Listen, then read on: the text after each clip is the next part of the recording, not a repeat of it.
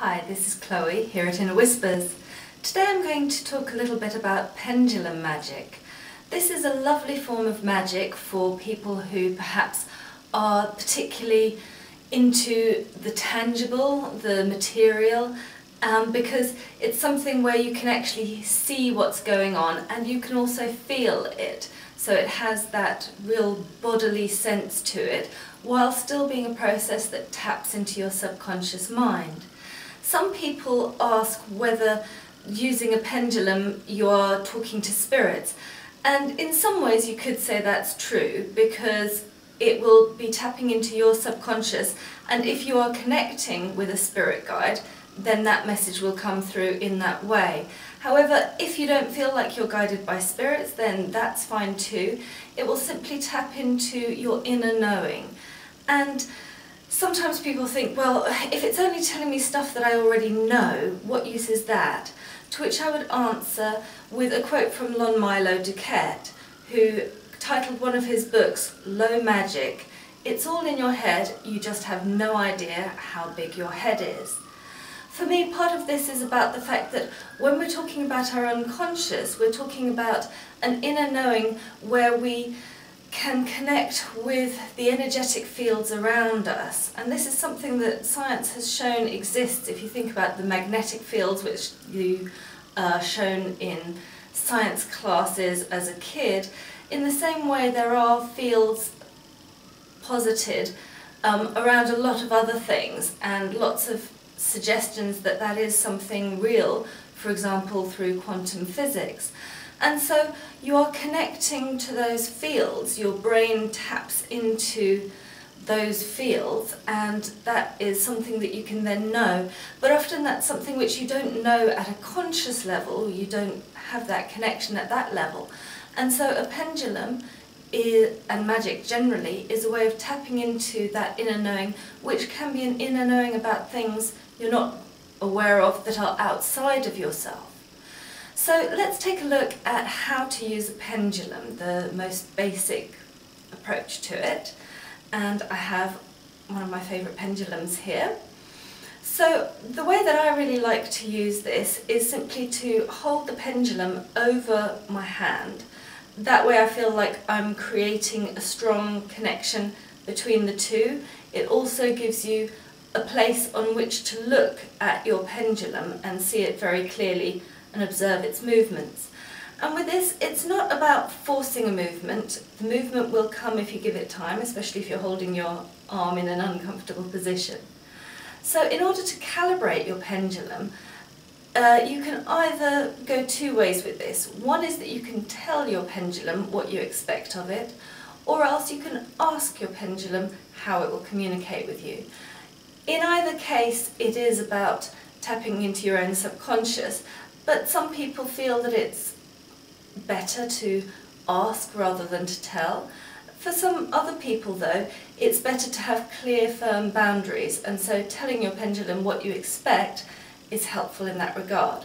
So you could either ask your pendulum to show you how it is going to indicate yes, and then allow movements to begin to come to you. So I'm asking, show me yes.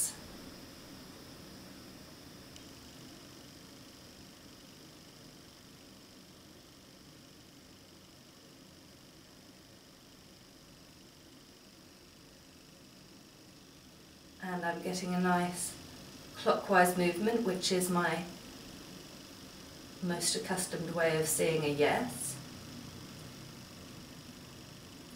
And now stilling the pendulum, you can equally tell it, go anti-clockwise for no.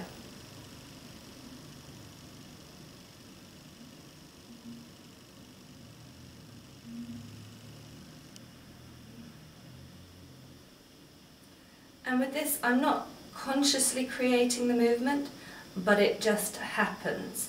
This is something which science has shown as well, that this is a way of connecting with our subconscious, of tapping into that. And it's used, for example, in some research settings in order to do that. So that's the basic way of calibrating, and you can set yes, no, maybe, and not sure, for example. Some people have maybe be a kind of nodding movement forward and backwards, and I'm not sure, or I cannot tell you at this moment. Could be a left to right movement, for example, like that. So you can decide which answers you want to have and which way the pendulum will give you those answers. Or else, as I say, you can also just ask your pendulum. And some people feel it's appropriate to recalibrate at regular intervals to check that the pendulum is still giving them the same messages. If you're telling your pendulum what you want it to do, then that's not as necessary. But if you want to ask the pendulum what it's going to say, then that's a good idea. To recalibrate every now and again. You don't necessarily have to do it very often, but if you start getting strange readings, then recalibrating is always a good idea. So that's the basics of how to use a pendulum in magic. And you might ask, well, what will you use a pendulum for? And here the answer is really, you can use it for anything that your imagination can perceive. A very basic thing is to ask questions where perhaps you're not consciously sure about the answer, and this will help to give you an answer that comes from a deeper level of knowing.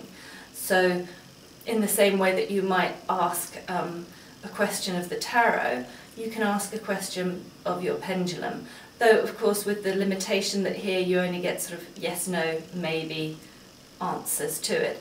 But sometimes it's very nice to have that clarity. So if somebody wants a yes-no answer, or for example, if you want to try to assess the gender of a child in the womb, then you could say, you know, anti-clockwise for a boy and clockwise for a girl, or what have you. So this is a way of asking questions which have either or answers, yes or no, girl or boy, that kind of thing. So any question that you can think of that has a simple yes, no, either or answer, a pendulum is a very appropriate way of getting that answer. So that's all that I will look at for today, but do look out for further videos on more advanced ways of using a pendulum in magic. Blessed be.